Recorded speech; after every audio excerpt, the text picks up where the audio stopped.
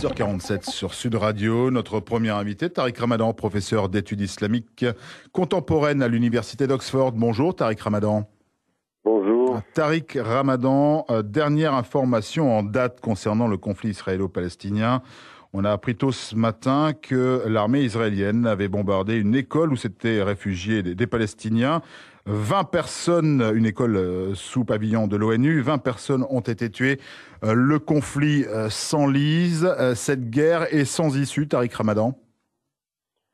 Non, bien sûr, il y a une issue, mais je pense qu'il faut que la communauté internationale, au premier rang desquels les gouvernements, dont la France, les États-Unis bien sûr, l'Europe plus généralement, prennent une position claire. Il y a aujourd'hui, clairement, on l'entend de partout, les populations à travers le monde, contrairement parfois à la couverture médiatique et aux États, est aujourd'hui, elle l'observe tous les jours, on est en face non pas d'une guerre, parce que les roquettes qui sont tirées depuis Gaza font face à la protection imparable en Israël. Aujourd'hui, on assiste à un massacre et malheureusement, il faut que soient touchées des cibles de l'ONU, des personnes qui sont étrangères aux Palestiniens pour que ça semble émouvoir le monde. Mais en fait, aujourd'hui, 90% des victimes côté palestinien sont des civils, 99% des morts du côté israélien sont des militaires. C'est pas une guerre, c'est un massacre et les gens en Palestine essaient juste de survivre. Mais Tariq Ramadan, comment expliquer que dès qu'une trêve est mise en place, des roquettes partent de la bande de Gaza? C'est le Hamas qui prend quelque part en otage le peuple palestinien. Absolument pas. Tout ça, ce sont...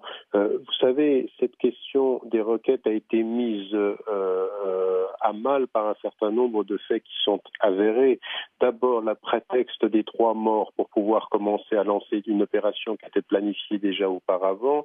Et ensuite, en l'occurrence, aujourd'hui, une attaque israélienne qui s'est opposée, parce qu'il faut revenir à la source des choses dans l'histoire récente.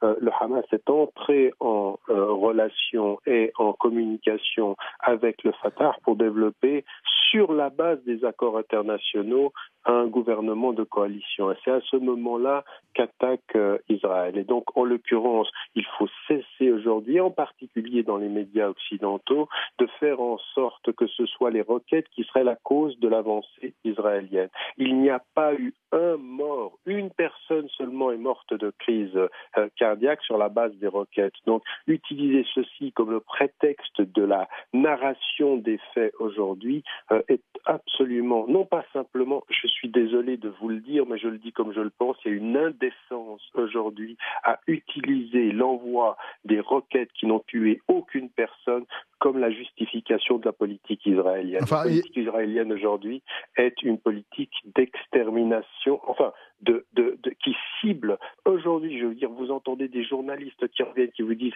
on ne peut pas tirer comme le fait Israël sans savoir qu'on va éliminer des civils. 70% de la population de Gaza a en dessous de 17 ans.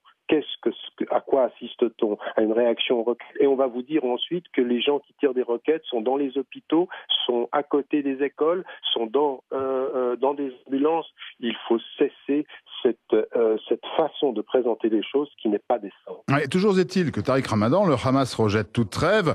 Alors pour l'instant, les dernières informations... Attendez, il rejette toute trêve sur la base de l'imposition israélienne. Israël n'est pas entré en matière sur la base de ce que leur avaient d'abord dit les Nations Unies, puis ensuite sur la base de ce qu'ont dit les États-Unis. Ils n'accepteraient la trêve que sur la base de l'accord égyptien. Or, l'accord égyptien aujourd'hui, le dictateur qui est à la tête de l'Égypte, est lui en train de fermer toute possibilité pour la population palestinienne de survivre. Il a fermé les bordures de Rafah et en fait, c'est un allié objectif. Donc dire qu'il y a eu une trêve qui soit une trêve digne de ce nom venant d'Israël, ça encore, c'est une information qui vient du département de la défense israélienne et absolument pas de la réalité des faits. Tariq Ramadan, quand le guide suprême iranien, l'ayatollah Ali Khamenei, qualifie Israël de chien enragé, qui commet un génocide à Gaza et affirme que le monde islamique doit armer les Palestiniens, il y a de quoi s'inquiéter aussi quand même quelque part. C'est une histoire sans fin, une répétition tous les 2 ans, tous les 3 ans.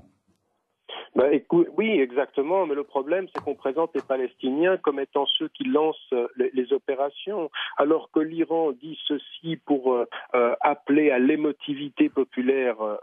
Ça, c'est une chose. Il faut quand même savoir que les peuples, non pas simplement les peuples arabes, non pas simplement les peuples majoritairement musulmans, mais tous les peuples du Sud et une grande partie des peuples en Occident sont aujourd'hui sidérés de voir le silence des autorités politiques en face de ce massacre que nous vivons à l'instant I et au temps T devant nous et sans que personne n'intervienne. Et je pense que si c'était une autre population que la population palestinienne, on interviendrait. Donc utiliser les propos de l'Iran pour justifier le silence de tous les autres gouvernements, là aussi, ça ne peut pas être. Où sont les autres États arabes qui viendraient en défense des Palestiniens? Où sont les États français? Qu'est-ce que fait Monsieur Hollande, qui nous avait promis en tant que président de la République d'intervenir sur le conflit israélien et qui prend une ligne strictement liée au ministère des Affaires étrangères israélien. On ne peut pas, vous avez des voix en France qui se sont fait entendre d'envie pleine aile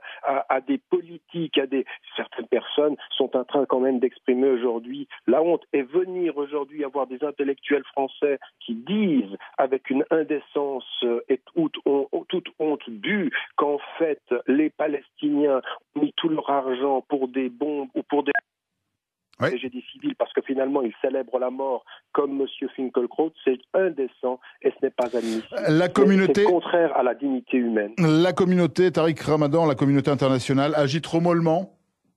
C'est ce que vous dites. Bien sûr, elle agit trop mollement. Elle n'agit pas, c'est ça le problème, ce qu'on est dans la tergiversation. Pourquoi? Parce que la communauté internationale a peur d'Israël?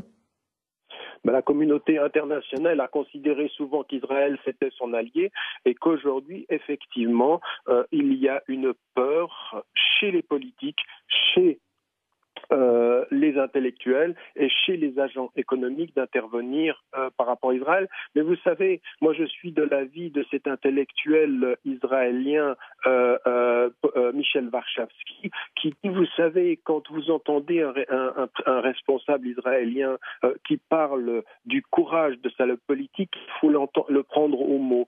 Et il y a de la part de Netanyahou, comme avant lui de Sharon, qui disait mais pourquoi aurions-nous peur de l'Occident, puisque ce sont les alliés objectifs et que finalement les États-Unis acceptent systématiquement ce que nous sommes en train de faire. Aujourd'hui, il y a une vraie peur et dans l'intelligentsia française, il y a une peur. Mais ce n'est pas le cas des populations. Les Français, toutes origines confondues, de toute tradition religieuse confondue, athées comme juifs, comme chrétiens ou comme musulmans, quelle que soit leur appartenance, sont de plus en plus sensibles à ceci. Et l'opinion publique est en train de changer. Et à terme, c'est Israël qui travaille contre elle-même. Tariq Ramadan, professeur d'études islamiques contemporaines à l'Université d'Oxford. Merci d'avoir été l'invité de Sud Radio. Très belle journée à vous.